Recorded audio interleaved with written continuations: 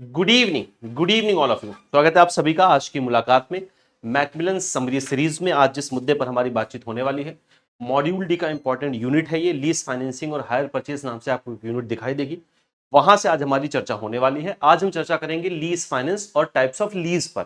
Leasing finance क्या होता है, कितने प्रकार की लीजिंग होती है, इस पर हमारी बातचीत होनी है और फिर अगली मुलाकात में हम हायर परचेज पर भी चर्चा करने वाले हैं। तो ये मुद्दे हैं जो आज आपके साथ डिस्कस किए जाएंगे, कवर किए जाएंगे। इसके पहले module A, module B, module C, इन सबकी सारी यूनिट हम कवर कर चुके हैं। मॉड्यूल डी में भी इसके पहले कुल 17 क्लासेस हो चुकी हैं जिन पर हमारी बातचीत हो चुकी है। ये सारी क्लासेस आपको इसी चैनल पर लाइव सेक्शन में मिल जाएंगी और अगर लाइव सेक्शन में कोई क्लास आपको नहीं मिल रही तो आप सिर्फ वीडियो सेक्शन में देखेंगे, वो क्लासेस आपको मिल जाएंगे। सबसे पहले समझते हैं कि लीजिंग फाइनेंस होता क्या है, किसको लीजिंग फाइनेंस कहा जाता है। इसको पहले एक एग्जांपल से समझते हैं, फिर हम डेफिनेशन की तरफ जाएंगे कि होता क्या है लीजिंग फाइनेंस। ये एग्जांपल बहुत इत्मीनान से समझिएगा, इस एग्जांपल से सारी चीजें बहुत इत्मीनान से क्लियर हो जाएंगी। चलिए, मान लेते हैं कंपनी है जिसका नाम है एबीसी। क्लियर है? एक कंपनी है हमारे पास जिसका नाम है कंपनी एबीसी। क्लियर है? और एक ऐसा व्यक्ति है जो अपनी मशीन को रेंट पर देना चाहता है। मान लेते हैं वो व्यक्ति यहां पर राहुल है। क्लियर है? तो राहुल नाम के एक व्यक्ति है जो अपनी मशीन वगैरह रेंट पर देते हैं। अब कंपनी एबीसी को क्या चाहिए? एक मशीन चाहिए। क्लियर है? या अपनी फैक्ट्री के लिए दो तीन तरीके की मशीन चाहते हैं जिसकी कॉस्ट बहुत ज्यादा है। मान लेते हैं किस मशीन की कॉस्ट है 1 करोड़ रुपए। अब कंपनी एबीसी ने अपने फाइनेंसर को बुलाया, अपने जो है अपने क्या नाम है सीएफओ को बुलाया, जो अपने इनके चीफ फाइनेंस ऑफिसर, उनसे कहा यार ऐसी सी बात है, कंपनी को मशीन की आवश्यकता है प्रोडक्शन के लिए। अब आप हमें ये बताओ कि अगर हम मशीन को परचेज करें तो ज्यादा अच्छा होगा हमारे लिए, या मशीन को हम रेंट पर ले ले तो ज्यादा अच्छा होगा हमारे लिए। इनके जो फाइनेंस ऑफिसर ने, इन्होंने कहा कि सर आप मशीन को परचेज मत करिए, परचेज करने में दो तीन दिक्कत आ जाएगी। एक तो 1 करोड़ रुपए की मशीन, अगर आप मशीन को परचेज करेंगे तो 1 करोड़ रुपए आपको इमीडिएट पूरे देने पड़ेंगे, क्योंकि तब वो सेल कॉन्ट्रैक्ट बनेगा। तो आपको 1 करोड़ रुपया पूरा देना पड़ेगा, फिर आप मशीन परचेज कर पाओगे। इससे होगा क्या कि आपका एक बड़ा अमाउंट आपके हाथ से निकल जाएगा। दूसरा ये है कि जो मशीन आप परचेज करना चाहते हैं ये बहुत जल्दी जल्दी अपडेट होते रहते हैं, क्योंकि हर मशीन में आप देख रहे हैं टेक्नोलॉजी जैसे जैसे अपग्रेड होती चली जा रही है, मशीन भी अपग्रेड होती चली जा रही है। तो 4-5 साल बाद पता चला कोई नई टेक्नोलॉजी आ गई, आपकी मशीन पुरानी टेक्नोलॉजी की हो जाएगी, तो फिर आपके लिए दिक्कत होगा। इससे बेहतर है कि आप इसे रेंट पर ले लीजिए। अब इन्होंने कहा ठीक है, ये रेंट पे अगर हमारे लिए लेना बेहतर होगा तो हम इसको लीज पर ले लेते हैं। और इन्होंने राहुल से बात की, राहुल से इन्होंने कहा कि ऐसे ऐसी जरूरत है, हम एक मशीन चाहिए, क्या ये मशीन आप हमें रेंट पर दे सकते हैं? इन्होंने कहा हाँ बिल्कुल, आपको उपलब्ध कराया जा सकता है। तो इन दोनों के बीच में जो कॉन्ट्रैक्ट बनेगा उस कॉन्ट्रैक्ट को कहेंगे हम लीज कॉन्ट्रैक्ट। इसको हम क्या कहते हैं? लीज कॉन्ट्रैक्ट कहते हैं। क्यों? क्योंकि ये जो वस्तु दी जा रही है वो किस पर दी जा रही है? एक लीज कॉन्ट्रैक्ट पर दी जा रही है। अब जो व्यक्ति इस मशीन को ले रहा है, ध्यान समझिएगा, जो व्यक्ति इस मशीन को ले रहा है उसे हम लेसी बोलते हैं, उसे हम क्या बोलते हैं? लेसी। और जो व्यक्ति अपनी मशीन को दे रहा है, यानी जो बेसिकली मशीन का ओनर है, वो क्या कहलाता है? यहां पर लेसर कहलाता है। यानी जो यहां पर इस मशीन का ओनर है उसे हम क्या कहते हैं? लेसर कहते हैं। अब जो लेसर है वो लेसी को, यानी कंपनी एबीसी को, अपनी मशीन रेंट पर देगा एक निश्चित समय के लिए, कि इतने समय के लिए आपको मशीन पर रेंट पर दी जा रही। यानी इन्होंने क्या किया, एक निश्चित समय के लिए अपनी मशीन दे दी। क्लियर है? मशीन दे दिया। अब यहां पर मशीन की क्या ओनरशिप जाएगी या केवल और केवल पोजीशन जाएगा? तो यहां पर मैं लिख दे रहा हूं, मशीन का सिर्फ और सिर्फ क्या जाएगा बाबू?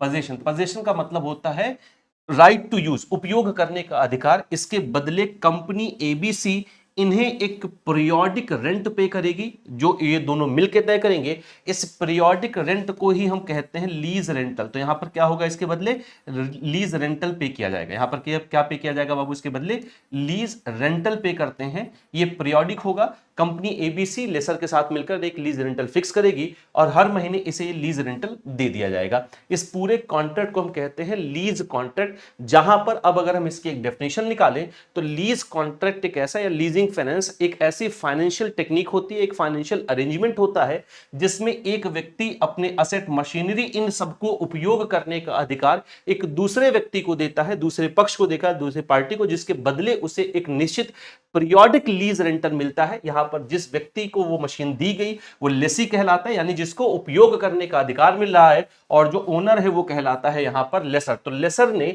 अपनी किसी असेट का उपयोग करने का अधिकार जिस पक्ष को दिया है, जिस पार्टी को दिया, वो लेजी कहलाएगा। लेसी इसके बदले क्या देता है? एक लीज रेंटल देता है। इस पूरे कॉन्ट्रैक्ट को हम लीजिंग फाइनेंस या लीज कॉन्ट्रैक्ट के नाम से जानते हैं। क्लियर है? तो अब यहां पर फायदा क्या हुआ कि इसको पूरा पेमेंट ना करके, इसको खरीदने की बजाय सिर्फ और सिर्फ क्या करना पड़ा है? रेंट पर लेना पड़ा, और इसको एक लीज रेंटल देना होगा, पूरा अमाउंट देने की आवश्यकता नहीं है। अब लीजिंग फाइनेंस में जब ये समय समाप्त हो जाता है, यानी जितने समय के लिए हमने लीज पर लिया था, जितना समय कॉन्ट्रैक्ट में लिखा हुआ था, वो टाइम पीरियड खत्म होने के बाद, वो मैच्योर होने के बाद ये वस्तु इसे वापस कर दी जाएगी। क्या हर बार लीज फाइनेंस में ऐसा होता है? तो लीजिंग फाइनेंस में ज्यादातर मामलों में आपको वस्तु रिटर्न करनी होती है लेसर को, लेकिन एक लीज ऐसी है जिसको हम फाइनेंस लीज कहते हैं, जहां पर आपके पास ये ऑप्शन होता है कि आप उस वस्तु की ओनरशिप भी ले सकते हैं। वो हम आगे देखेंगे जब हम टाइप्स ऑफ लीज पढ़ेंगे। अब लीज रेंटल में दोनों अमाउंट होते हैं, प्रिंसिपल अमाउंट और इसका इंटरेस्ट लीज रेंटल दोनों से मिलकर बनता है। ये दोनों आप पीरियोडिकली पे करते हो, किसको? लेसर को। और इस पूरे कॉन्ट्रैक्ट को हम कहते हैं लीज कॉन्ट्रैक्ट। चलिए अब यहां पर देखते हैं क्या है। देखिए, lease financing is a type of contract under which the legal owner of asset gives right to another person for using it in exchange for periodic payment on regular basis, जिसे हम क्या कहते हैं? Called lease rental. तो lease financing एक प्रकार का contract होता है जिसमें जो उस वस्तु का लीगल ओनर है वो अपने असेट का उपयोग करने का अधिकार देता है किसी दूसरे व्यक्ति को, किसके विपरीत? जब उसे एक पीरियोडिक पेमेंट मिलता है, जिसको हम यहां पर लीज रेंटल के नाम से जानते हैं। The owner of asset is known as lessor. Owner को हम क्या कहते हैं? Lessor. And the one using asset by doing regular payment is known as lessee. और जो व्यक्ति लीज रेंटल पे करके उस वस्तु को उपयोग करने का अधिकार ले रहा है वो लेसी कहलाता है। Lease financing is one of the key source available for both medium as well as long term finance, whereby person gets facility of using an asset without purchasing it। तो क्या है? एक ऐसा फाइनेंसिंग सिस्टम, एक financial arrangement होता है जो देखिए लीज फाइनेंस का उपयोग अमूमन ऐसी वस्तु के लिए किया जाता है, ऐसी मशीनरीज के लिए किया जाता है, ऐसे कैपिटल गुड्स के लिए किया जाता है जिसकी वैल्यू बहुत ज्यादा होती है, जिसकी प्राइस बहुत ज्यादा होती है, जिसको हम एक बार नहीं खरीदना चाहते, एक बार खरीदना हमारे लिए बहुत महंगा हो सकता है, तो उसे हम लीज रेंट पर ले लेते हैं, यानी रेंटल का उपयोग करते हैं। और ऐसे कॉन्ट्रैक्ट को हम लीज फाइनेंस कहते हैं, लीज कॉन्ट्रैक्ट के नाम से इसे जाना जाता है। तो जो व्यक्ति इसे यूज कर रहा है वो लेसी कहलाएगा, जिसने दिया है वो लेसर कहलाएगा। आपको यहां पर उस वस्तु को परचेज करने की आवश्यकता नहीं होती है। Under this agreement the ownership of asset remain the owner and another person is only given right to use it. Lease contract में जो ओनरशिप होती है वो हमेशा लेसर के पास रहती है, लेसी को सिर्फ पोजीशन दिया जाता है, और पोजीशन का मतलब होता है उपयोग करने का अधिकार। इस डायग्राम से आप समझो, सारी बात आपको बहुत इत्मीनान से समझ में आ जाएगी। तो यहां पर जिस व्यक्ति को ये यूज करने का अधिकार मिला, यानी कंपनी एबीसी, यहां पर लेसी कहलाएगी, जो ओनर है वो लेसर कहलाएगा। लीज कॉन्ट्रैक्ट में ओनरशिप ट्रांसफर नहीं होती है, सिर्फ और सिर्फ पोजीशन ट्रांसफर किया जाता है। किसके बदले? एक पीरियोडिक लीज रेंटल के बदले, जो कि तय किया जाता है। लीज रेंटल में आपका प्रिंसिपल अमाउंट और इंटरेस्ट दोनों शामिल होता है। अब देखते हैं कितने प्रकार की लीज होती है। दो इंपॉर्टेंट लीज आपको पढ़ने को मिलेंगी और ये ज्यादातर पूछे भी जाते हैं।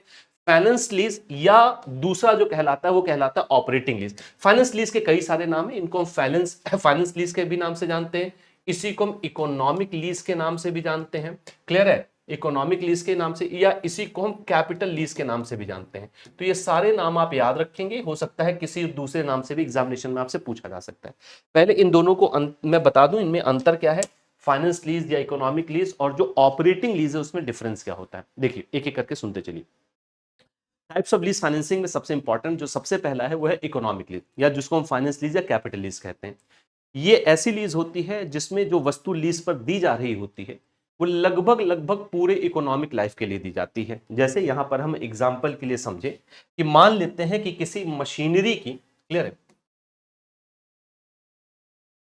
किसी मशीनरी की जो इकोनॉमिक लाइफ है, जो इकोनॉमिक लाइफ है वो मान लेते हैं 20 ईयर्स की है, और आपने इस मशीन को लीज पर ले रखा है, आपने इस मशीन को लीज पर ले रखा है मान लेते हैं 18 ईयर्स के लिए। तो लगभग लगभग पूरा इकोनॉमिक लाइफ के लिए आपने इस मशीन को लीज पर ले रखा है। लगभग लगभग 90% इसकी इकोनॉमिक लाइफ कौन यूज कर रहा है? लेसी ही यूज कर रहा है। तो ये एक लॉन्ग टर्म की लीज होती है। तो ऐसी लीज जिसमें आप वस्तु का पोजीशन लगभग लगभग पूरी इकोनॉमिक लाइफ के लिए लेते हैं, तो ऐसी लीज को हम फाइनेंस लीज या इकोनॉमिक लीज कहते हैं। इसका नाम ही इकोनॉमिक लीज इसलिए क्योंकि लगभग लगभग पूरा इकोनॉमिक टाइम आपके साथ ही बीतेगा, उसकी इकोनॉमिक लाइफ आपके साथ बीतेगी। तो यहां पर अगर हम एग्जांपल के लिए देखें तो 90% आप ही उसको लीज पर लेके रख रहे हो, इसको हम इकोनॉमिक लीज कहते हैं। अब अगर आप देखोगे तो ये एक लॉन्ग टर्म की लीज है, 20 साल उस वस्तु की इकोनॉमिक जो है लाइफ है, और 18 ईयर्स के लिए आपने ले रखा है। तो फाइनेंस लीज वो लीज होती है जिसमें लेसी लगभग लगभग पूरी इकोनॉमिक लाइफ तक उस वस्तु का उपयोग करता है, उसके पोजीशन में रहती है। ये एक लॉन्ग टर्म की लीज होती है। दूसरा लक्षण। तीसरा बात, फाइनेंस लीज कैंसिलेबल नहीं होती, यानी लीज पीरियड में आप उसे रिवोक नहीं कर सकते हो, रद्द नहीं कर सकते हो, कैंसिल नहीं कर सकते हो। फाइनेंस लीज वो लीज होती है जिसमें लेसी को ये ऑप्शन दिया जाता है। मैं फिर से बता दूं, ये ऑप्शनल है, मैंडेटरी नहीं है। लेसी को ये ऑप्शन मिलता है, यदि आप चाहें तो इस वस्तु की ओनरशिप भी ले सकते हैं लीज कॉन्ट्रैक्ट के अंत में, यानी जब लीज कॉन्ट्रैक्ट समाप्त हो रहा है तो 18 ईयर्स तो आप ही के पास वो रहेगा। तो 18 ईयर्स के बाद जब लीज कॉन्ट्रैक्ट समाप्त हो रहा है तो आपके पास ये ऑप्शन है कि आप चाहें तो इसकी ओनरशिप ले लें। तो आप जब ओनरशिप लेना चाहते हो, जो थोड़ा बहुत अमाउंट वास्तव में बचा, क्योंकि 18 साल तक आपने इसका पूरा लीज रेंटल पे किया हुआ है, और फाइनेंस लीज में लगभग लगभग जो लीज रेंटल तय होती है वो लगभग वैसे ही तय होती है जिससे इस वस्तु की पूरी कॉस्ट निकल आती है। तो 18 ईयर में आपने लीज रेंटल के माध्यम से लगभग लगभग वस्तु की पूरी कॉस्ट आप दे चुके हैं, उस मशीनरी की पूरी कॉस्ट आप दे चुके हैं। या तो जीरो होता है या तो बहुत कम अमाउंट आपको देकर इसकी ओनरशिप मिल जाती है। लेकिन ये ऑप्शनल है, मैंडेटरी नहीं। अगर आप चाहें तो ओनरशिप ले सकते हैं, अदरवाइज आप इसे वैसे वापस कर देंगे जैसे कि बाकी सारे फाइनेंस इसमें लीज कॉन्ट्रैक्ट में जैसे होता है। तो आपके पास एक ऑप्शन है, आप चाहे तो ओनरशिप ले लें, नहीं तो आप उस वस्तु को वापस कर दें। फाइनेंस लीज कैंसिलेबल नहीं होती, इसे कैंसिल नहीं किया जा सकता है। फाइनेंस लीज लॉन्ग टर्म की होती है। फाइनेंस लीज में आप लगभग लगभग पूरी इकोनॉमिक लाइफ के लिए उस वस्तु का पोजीशन, यानी जो लेसी है जिसको राइट मिल रहा है यूज करने का, वो अपने पास ही उसका पोजीशन रखता है। फाइनेंस लीज में अब मान लेते हैं कुछ सवाल कैसे पूछे जाते हैं, वो पूछे जाते हैं उस वस्तु के डेप्रिसिएशन वगैरह से। अब किसी भी मशीनरी की, आपको पता है, किसी भी फिक्स एसेट की जो वैल्यू है वो अपने आप कम होती चली जाती है, क्योंकि आप उसका उपयोग करते हैं, उसकी एफिशिएंसी में कमी आती है, वियर एंड टियर होता है और उसकी वैल्यू कम होती चली जाती है। ये जो वैल्यू अपने आप कम हो रही है उसी को हम डेप्रिसिएशन वैल्यू कहते हैं। क्लियर है? डेप्रिसिएशन कौन दिखाएगा, किसकी बैलेंस शीट में डेप्रिसिएशन दिखाया जाएगा, या डेप्रिसिएशन की जो लाइबिलिटी होगी वो किसके पास जाएगी, लेसर के पास जाएगी या लेसी के पास जाएगी। तो चूंकि आप ही इस वस्तु को पूरे समय अपने पास रख रहे हैं, तो इसका जो डेप्रिसिएशन होता है वो बियर करेगा आपका लेसी। लेसर इसे बियर नहीं करता है, लेसी जिसने उस वस्तु को लीज पर ले रखा है। तो डेप्रिसिएशन या उसकी जो मेंटेनेंस वगैरह पर कॉस्ट आएगी या उसके इंश्योरेंस का जो प्रीमियम वगैरह आता है वो सब यहां पर लेसी पे करता है। इसको हम कहते हैं फाइनेंस लीज। फाइनेंस लीज के बिल्कुल विपरीत होती है ऑपरेटिंग लीज। ऑपरेटिंग लीज जो हम टाइप्स ऑफ लीज में आज दूसरी लीज पढ़ने वाले हैं। ऑपरेटिंग लीज क्या होती है भैया, ये शॉर्ट टर्म की लीज होती है। इसको हम क्या कहते हैं, ये शॉर्ट टर्म की लीज होती है। क्यों शॉर्ट टर्म की लीज होती है? जहां पर अगर आप किताबों में देखेंगे तो ऑपरेटिंग लीज की पहली लाइन ही लिखी है कि जो फाइनेंस लीज नहीं होती है वो ऑपरेटिंग लीज होती है। ऑपरेटिंग लीज फाइनेंस लीज के बिल्कुल विपरीत होती है। जैसे ऑपरेटिंग लीज को समझते हैं, ये मशीन की जो इकोनॉमिक लाइफ थी वो कितने समय तक हमने एग्जांपल में लिया, 20 ईयर्स थी। आपने अगर इसको लगभग लगभग पूरी इकोनॉमिक लाइफ के लिए अपने पास लिया तो वो फाइनेंस लीज है। लेकिन अगर आप इसको शॉर्टर पीरियड के लिए लेते हैं, यानी अगर 20 साल तक इसकी इकोनॉमिक लाइफ है, आपने अगर सिर्फ इसको 5 ईयर्स के लिए लिया है, क्लियर है, तो इसे हम कहते हैं ऑपरेटिंग लीज। जैसे एयरक्राफ्ट वगैरह जो है वो अमूमन बहुत थोड़े समय के लिए लिए जाते हैं, 5 साल 6 साल के लिए लिया जाता है। तो अगर आपने शॉर्ट टर्म के लिए लिया, ऐसी ये एग्जांपल है, ऐसी बहुत सारी वस्तुएं होती है जो पूरी इकोनॉमिक लाइफ के लिए ना लेके थोड़े समय के लिए आप लेते हैं, 4 साल 5 साल के लिए आपने ले लिया, तो ये शॉर्ट पीरियड का लीज होता है, इसे हम कहते हैं operating lease. Operating lease cancellable होती है, ऑपरेटिंग लीज को कैंसिल किया जा सकता है। ऑपरेटिंग लीज में जो मेंटेनेंस वगैरह है, जो डेप्रिसिएशन है, वो लेसर बियर करता है, ना कि लेसी, क्योंकि लेसी इसको बहुत कम समय तक अपने पास रखता है। इसलिए जो भी उस पर मेंटेनेंस वगैरह होगी वो सब कौन बियर करेगा, लेसर बियर करता है। और ये शॉर्टर पीरियड का होता है अगर हम तुलना करते हैं फाइनेंस लीज से। तो अगर इस पे सवाल बनेगा तो किस तरीके से बनेगा भैया, फाइनेंस लीज पर भी पूछा जाएगा, इसमें जो डेप्रिसिएशन होगा या जो मेंटेनेंस वगैरह होगी उसे कौन बियर करेगा, तो फाइनेंस लीज में लेसी बियर करता है, क्योंकि पूरा इकोनॉमिक लाइफ उसको वही यूज कर रहा है। लेकिन ऑपरेटिंग लीज में ये सब लेसर बियर करता है, क्योंकि वो सिर्फ और सिर्फ उस वस्तु को 4 साल 5 साल के लिए दे रहा है। तो ऑपरेटिंग लीज में कई बार क्या होता है, जैसे कोई मशीन अगर आपने ऑपरेटिंग लीज में ली तो ऑपरेट जो आपका लेसर होता है वो सारी चीजें बियर करेगा भी, साथ ही साथ आपको वो सारा इंस्ट्रक्शंस भी देता रहता है कि भाई ये मशीन इसको कैसे यूज करना है, कैसे इसका आप ठीक ठाक रख रखाव कर पाएंगे, क्योंकि 4-5 साल के बाद जितने समय के लिए आपने लिया है, जितने समय का कॉन्ट्रैक्ट बना है, उसमें आपको ये रिटर्न करना होता है। ऑपरेटिंग लीज में ओनरशिप का कोई ऑप्शन नहीं होता है, जैसा कि फाइनेंस लीज में आपको बताया गया कि लीज कॉन्ट्रैक्ट समाप्त होने के बाद आपके पास ये ऑप्शन होता है कि आप उसका ओनरशिप ले सकते हैं। लेकिन यहां पर ऐसा कुछ नहीं है, ऑपरेटिंग लीज में वस्तु आपको रिटर्न करनी ही पड़ती है। तो ये होता है अंतर इन दोनों में। और फाइनेंस लीज और ऑपरेटिंग लीज क्या होता है इसको हमने ठीक तरीके से समझा। अब इसको पढ़ते चलते हैं भैया एक एक करके। देखिए फाइनेंस लीज क्या है। Finance lease is the long term lease, ये लॉन्गर टाइम पीरियड के लिए होता है। It is a long term lease during which the lessee bears most of the risk and benefits of asset ownership. तो lessee चूंकि पूरे समय अपने पास वही रख रहा है, इसलिए उसका जो रिस्क होगा, जो उसमें वैल्यू में कमी आएगी, या जो उस पर किसी तरीके का मेंटेनेंस कॉस्ट होगा, वो सब वही बियर करेगा, साथ ही साथ उसके बेनिफिट्स को भी वो बियर करता है। The majority of life of the asset is covered under the lease term. At the end of the lease, there is usually the option to acquire the asset by paying a near zero price। क्या कहा जा रहा है, majority of the life of the asset, यानी जो asset की majority life है, जो मेजोरिटी इकोनॉमिक लाइफ है, वो उस लीज टर्म के लिए लेसी के पास ही रहता है। फाइनेंस लीज में आपके पास ये ऑप्शन होता है कि आप उस असेट को अक्वायर कर सकते हो, उसकी ओनरशिप आप ले सकते हो लगभग जीरो प्राइस, क्योंकि आपने लगभग पूरी प्राइस दे रखी थी। तो जो आपकी फाइनेंस लीज का जो लीज रेंटल तय होता है वो इस तरीके से तय होता है कि उसकी पूरी कॉस्ट उस लीज रेंटल के माध्यम से निकल आती है, जबकि ऑपरेटिंग लीज में ऐसा नहीं होता है। ऑपरेटिंग लीज में प्रिंसिपल अमाउंट और इंटरेस्ट फिक्स होता है। ऑपरेटिंग लीज के कॉन्ट्रैक्ट के बाद आपको वस्तु वापस करनी होती है। ऑपरेटिंग लीज में लेसर को एक फायदा यह होता है कि वो उसी एक वस्तु से कई जगह से लीज रेंटल ले सकता है, कई बार ले सकता है। कई जगह का मतलब कई बार ले सकता है। जैसे 5 साल के लिए उसने आपको दिया, अभी भी उसकी इकोनॉमिक लाइफ 15 साल बची, उसने किसी और व्यक्ति को 3 साल के लिए दिया, वहां लीज कॉन्ट्रैक्ट खत्म हुआ, वही वस्तु उसने किसी और को दे दिया 3-4 साल के लिए, तो ये कई जगहों से वहां से लीज रेंटल अर्न कर सकता है। फाइनेंस लीज में ये सुविधा नहीं होती, क्योंकि आप पूरी इकोनॉमिक लाइफ के लिए एक ही पार्टी को दे रहे हो। This type of lease is popular for expensive machinery और इक्विपमेंट। अमूमन ये जो एक्सपेंसिव मशीनरी इक्विपमेंट ये सब होती है उन सब पर लिया जाता है। This method helps companies get expensive asset and not pay full price at time. It is very convenient for business if they intend to use the asset for a considerable period। तो आपको पूरा price इसमें पे नहीं करना पड़ता, आपको एक लीज रेंटल ही पे करना पड़ता है और आपको वस्तु मिल जाती है। अमूमन ऐसी वस्तु पर फाइनेंस लीज लगता है जहां पर हम उसकी पूरी इकोनॉमिक लाइफ यूज करना चाहते हैं। तो जैसे ये मशीनरी पर आपने पूरी इकोनॉमिक लाइफ 18 ईयर्स तक आपने ही यूज किया, इसका 18 ईयर्स तक आप ही इसको यूज कर रहे हैं। अब आते हैं ऑपरेटिंग लीज, जो शॉर्टर टाइम पीरियड की होती है और फाइनेंस लीज या इकोनॉमिक लीज के बिल्कुल विपरीत होती है। Operating lease is a lease which is not a finance lease and use for a short period. Clear है? तो ऑपरेटिंग लीज वो लीज होती है जो फाइनेंस लीज नहीं है और एक शॉर्ट पीरियड ऑफ टाइम के लिए इसको उपयोग किया जाता है। In this type of lease risk and reward associated with asset ownership are not transfer to the lessee by lessor. तो इसमें क्या होता है, लेसर ये सब रिस्क बियर नहीं करता है, ये सब कुछ लेसी ही बियर करेगा। यानी जो उसकी वैल्यू कम हो रही है, उसके जो मेंटेनेंस कॉस्ट है, डेप्रिसिएशन है, ये सब लेसी को ट्रांसफर नहीं होता, ये सब लेसर के पास रहता है। जबकि फाइनेंस लीज में ये सब बियर करता है आपका lessee. The total amount of investment is not recovered here by lessor in primary period of lease. Lease का जो प्राइमरी पीरियड होता है उसमें आप पूरी वैल्यू नहीं रिकवर करते हो लीज रेंटल, क्योंकि पूरा टाइम तक वो रहेगा ही नहीं उसके पास, तो आप उसकी थोड़ी वैल्यू ही रिकवर करते हो। फाइनेंस लीज में आप उसकी पूरी वैल्यू रिकवर कर लेते हो, क्योंकि पूरा टाइम वो लेसी के पास ही होगा। आगे कहा जा रहा है कि operating lease is also known as service lease whereby lessor provide advice to lease with regard to repair, technical how know and maintenance of the lease asset, जो पीछे आपको बताया गया। तो इसमें आपको ये सारी सुविधाएं भी मिलती, कैसे इस मशीन का यूज करेंगे, कैसे इसको मेंटेन करेंगे, कैसे इसको ठीक ठाक रखेंगे। The term of operating lease is too less than the economic life of asset. Lessor enjoy right to terminate lease by giving a short notice. तो जो ऑपरेटिंग लीज होता है भैया, एक शॉर्ट पीरियड का लीज होता है। अगर आप उसकी इकोनॉमिक लाइफ में देखेंगे, जैसे हमारा एग्जांपल बताया गया, 20 साल का उसका इकोनॉमिक लाइफ था और आपने उसको सिर्फ 4 या 5 साल के लिए लिया, और सारा रिस्क भी आपका कौन बियर करता है, लेसर ही बियर करता है। ऑपरेटिंग लीज को टर्मिनेट किया जा सकता है, एक ड्यू नोटिस आप देंगे लेसर को, और लेसर को वो नोटिस देके आप ऑपरेटिंग लीज को टर्मिनेट कर सकते हैं। जबकि फाइनेंस लीज में आपको ऐसी सुविधा नहीं मिल रही थी। तो ये दो बहुत इंपॉर्टेंट है, फाइनेंस लीज और ऑपरेटिंग लीज। यहां से खूब सारे क्वेश्चंस आपके बनते हैं।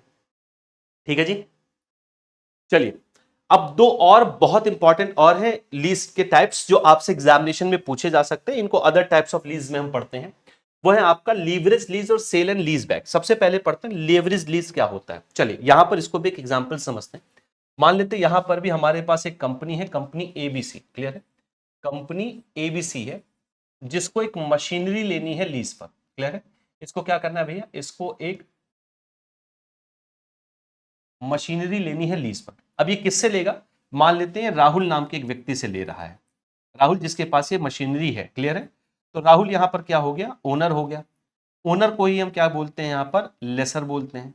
क्लियर है? यहां पर एग्जांपल पर ये सारी बात आपको यहां बताई गई। ठीक है, ये एग्जांपल ठीक से समझिएगा कि जो ऑपरेटिंग, अच्छा यहाँ पर एग्जांपल में मशीनरी लाइफ ये सब समझाएगा। इसके पहले एक हमने ये हाँ, तो कंपनी एबीसी ने लिया था, वो लेसर है, लेसी है, और जो ओनर है उसको हम क्या कहते हैं, लेसर। वही एग्जांपल यहाँ पर लिया जा रहा है, वही कंपनी यहाँ पर ली जाए। तो कंपनी एबीसी है जो मशीनरी लीज पर लेना चाहता है, और राहुल है जो यहाँ पर उस मशीन का ओनर है, इसलिए वो लेसर कहलाएगा, और जो उस मशीन को लीज पर लेगी वो लेसी कहलाएगी। यानी कंपनी एबीसी यहाँ पर क्या कहलाती है, लेसी कहलाती है। अब ध्यान से समझिएगा, मान लेते हैं कि ये जो मशीनरी लीज पर राहुल से ले रहा है उसकी कॉस्ट है 5 करोड़ रुपए। राहुल से इसने कहा क्या ये मशीन हमें लीज पर मिल सकती है, राहुल ने कहा बिल्कुल लीज पर मिल जाएगी। कब आपको चाहिए, इन्होंने कहा ये मशीन हमें 15 दिन के बाद लीज पर चाहिए। राहुल ने कहा ये मशीन आपको दे दी जाएगी, लेकिन राहुल के पास अभी वो मान लेते हैं मशीन नहीं है, उसे वो मशीन खुद परचेज करनी पड़ेगी, तो वो आगे लीज पर उसे देगा। तो राहुल के पास उस मशीन को परचेज करने के लिए पूरा पैसा भी नहीं, मान लेते हैं राहुल के पास 1 करोड़ रुपए है, वो मशीन 5 करोड़ रुपए की आ रही। उसने क्या किया, एक लेंडर के पास चला गया, यानी एक बैंक के पास चला गया। बैंक या फाइनेंशियल इंस्टीट्यूशन कोई भी हो सकता है, यहां पर एनबीएफसीज वगैरह भी लीज फाइनेंसिंग का काम करती हैं। तो वो किसी एक एनबीएफसी फाइनेंशियल इंस्टीट्यूट के पास चला गया, उसने कहा कि आप मुझे कुछ पैसा उधार दे दीजिए ताकि ये मशीन में परचेज करके कंपनी एबीसी को दे दूं। अब इन्होंने क्या किया, इस मशीन के लिए इन्हें फाइनेंस कर दिया, यानी 1 करोड़ रुपए इसने लगाया, बाकी 4 करोड़ रुपए का इसने लोन ले लिया। वो मशीन परचेज करके लीज कॉन्ट्रैक्ट के अंतर्गत राहुल ने वो मशीन कंपनी एबीसी को दे दी। क्लियर हो गई इतनी बात।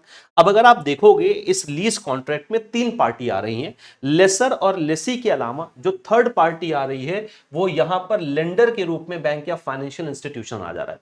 तो लीवरेज लीज इस कॉन्ट्रैक्ट में हम किसको बोलेंगे, इस पूरे कॉन्ट्रैक्ट को बेसिकली हम लीवरेज लीज बोलते हैं। लीवरेज लीज वो लीज होती है जहां पर लेसर और लेसी के अलावा एक थर्ड पार्टी आती है लेंडर के रूप में, वो बैंक या फाइनेंशियल इंस्टीट्यूशन हो सकता है, जिसके माध्यम से जो लेसर है, जो मशीन वो लीज पर दे रहा है, उसे वो पार्शियली फाइनेंस करवाता है, बैंक से उधार लेता है और उसके बाद वो मशीन आगे लीज पर दे जाती है। तो ऐसे लीज कॉन्ट्रैक्ट को हम कहते हैं लीवरेज लीज। तो आपसे सवाल ये पूछा जाता है कि कौन सी लीज होती है जिसमें थर्ड पार्टी लेंडर के रूप में शामिल होती है। तो थर्ड पार्टी जिस लीज में लेंडर के रूप में शामिल होगा वो क्या कहलाएगा, लीवरेज लीज। तो ये जो एग्जांपल है वो किसका एग्जांपल है, लीवरेज लीज का होगा। अब सवाल ये उठता है कि इसमें जो लीज रेंटल जाएगा वो किसको जाएगा, क्योंकि ज्यादा पैसा तो यहां पर बैंक का लगा हुआ है, तो लीज रेंटल जाएगा किसको, या रेंट किसको जाएगा।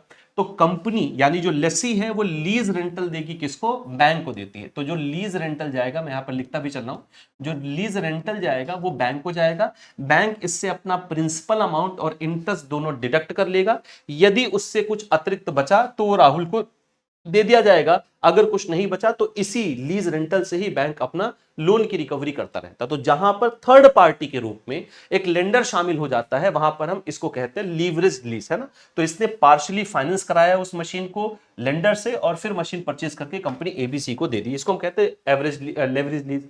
तो leverage lease is similar to direct lease type of lease financing. The only exception under this method is involvement of third party as a lender in addition to lessee and lessor. तो lessee और lessor के अलावा इसमें third party शामिल हो जाते हैं जिसको हम कहते हैं लेंडर। डायरेक्ट लीज वो लीज होती है बाबू जिसमें मैन्युफैक्चरर सीधे गुड्स को लीज पर दे देता है जिसको आवश्यकता होती है, यानी मैन्युफैक्चरर वहां पर लेसर होता है, वो उस वस्तु को लीज पर दे देता है सीधे किसको, आपके लेसी को दे देता है। या डायरेक्ट लीज में आप सीधे कंपनी से खरीदते और खरीद के आपने सीधे उठा के वहां पर लीज रेंटर पर लेसी को दे दिया है, जैसा कि यहां पर राहुल कर रहा है। क्लियर है। The purchase cost of asset to be leased is partially financed by lender, the lessor turns out to be borrower. तो यहां पर जो फाइनेंस कॉस्ट होती है उस असेट की, वो लीज पे जो वस्तु दी जाती है वो पार्शियली फाइनेंस्ड होती है किससे, लेंडर से। और यहां पर जो लेसर है वो क्या हो जाता है, बोरोवर हो जाता है, क्योंकि इसने इस बैंक से पैसा लिया उधार, उस मशीन को परचेज किया और आगे कंपनी एबीसी को लीज पर दे दिया। तो यहां पर ये क्या माना जाएगा, बोरोवर। जो बात यहां पर नहीं लिखी गई वो आप ध्यान से समझिएगा। जो लीज रेंटल दिया जाता है वो किसको दिया जाता है, लेंडर को दिया जाएगा, यानी जो कॉन्ट्रैक्ट लीज रेंटल का बनेगा वो इसमें लेंडर शामिल होगा। चौथा है जिसको हम कहते हैं सेल एंड लीज बैक। इसमें क्या होता है, आपने कोई प्रॉपर्टी, जैसे एग्जांपल के लिए मैं आपको बताता हूं, जैसे मान लेते हैं कि किसी ने कोई एक बिल्डिंग बनाई, क्लियर है, और वो शहर के बड़े अच्छे इलाके में है। उसने क्या किया, अब उस बिल्डिंग में कोई भी व्यक्ति अपना ऑफिस वगैरह भी ओपन कर सकता है। तो उसने क्या किया कि ये बिल्डिंग चूंकि बहुत प्राइम लोकेशन पर है, बिल्डिंग पर उसकी बहुत ज्यादा कॉस्ट लगी हुई है, बिल्डिंग में उसका पैसा फंसा, बिल्डिंग को बनाने में मान लेते उसने 10 करोड़ रुपए लगाया, इसलिए वो सबसे पहले क्या करेगा, अब चूंकि जब आप बिल्डिंग जैसी चीजें बनाते हो तो आप चाहते हो वो इमीडिएट बिके और आपका पूरा पैसा आपको मिल जाए। तो उसने सबसे पहले इस बिल्डिंग को क्या कर दिया, सेल कर दिया। क्लियर है, किसी थर्ड पार्टी को, किसी पार्टी को उसने सेल कर दिया। अब इस बिल्डिंग को उसने सेल कर दिया, यानी सेल करते ही इसकी ओनरशिप ट्रांसफर हो जाएगी, पहले तो आप ये समझे। और इसको पूरा अमाउंट, पूरा जो फंड है जितना उसने बिल्डिंग में बनाने में लगाया था, वो पैसा इमीडिएट उसे मिल गया। लेकिन वो बिल्डिंग बहुत प्राइम लोकेशन पर है, अगर ये बिल्डर अपना ऑफिस वहां पर खोलना चाहता है तो वो सबसे अच्छी लोकेशन भी उसके ऑफिस ओपन करने के लिए। क्लियर है बाबू इतनी बात। तो वो क्या करेगा, इस प्रॉपर्टी को पहले वो सेल कर देगा और फिर उसी प्रॉपर्टी को वापस वो खुद लीज पर ले लेगा। यानी जो पहले यहां पर ओनर था इस प्रॉपर्टी को सेल कर देगा तो ओनरशिप चली जाएगी और दोबारा फिर इसी को लीज पर ले लेगा। यानी जो पहले ओनर था अब जब लीज पर लेगा तो वो लेसी बन जाएगा और जिस पार्टी ने लीज पर दिया है वो लेसर कहलाता है। तो इसको हम कहते हैं सेल एंड लीज बैक। पहले उस प्रॉपर्टी को बेचा गया, चूंकि वो प्रॉपर्टी बहुत अच्छी जगह पे थी, वहां पर हमें अपना ऑफिस भी खोलना था, तो हमने उसको वापस लीज पर ले लिया, अब हम उसको लीज रेंटल पे करेंगे। तो ऐसे लीज एग्रीमेंट को हम कहते हैं सेल एंड लीज बैक। क्या है, under sale and lease back type a firm first sale of the asset owned by it and then lease same asset back from buyer. तो पहले क्या करते हो, आप उस असेट को बेच देते हो, ओनरशिप आपकी चली जाती है और फिर उसी ओनर से आप उस वस्तु को लीज बैक कर लेते हो। Lessee gets asset for usage and also gets cash at the same time. अब आपको वस्तु यूज करने के लिए दोबारा मिल गई और आपने उस बिल्डिंग में जो पैसा लगाया था वो भी आपको मिल गया, तो इसे हम कहते हैं सेल एंड लीज बैक। ये 4 प्रकार के लीज हैं, लीज और भी होते हैं, डायरेक्ट लीज भी इसमें आता है, लेकिन ये बहुत इंपॉर्टेंट है जो आपके लिए आज डिस्कशन में लाया गया है। तो आज हमने क्या क्या देखा कि भैया लीज फाइनेंसिंग क्या होती है, तो एक फाइनेंशियल अरेंजमेंट होता है। पार्टीज कौन कौन सी होती हैं, लेसर और लेसी होता है।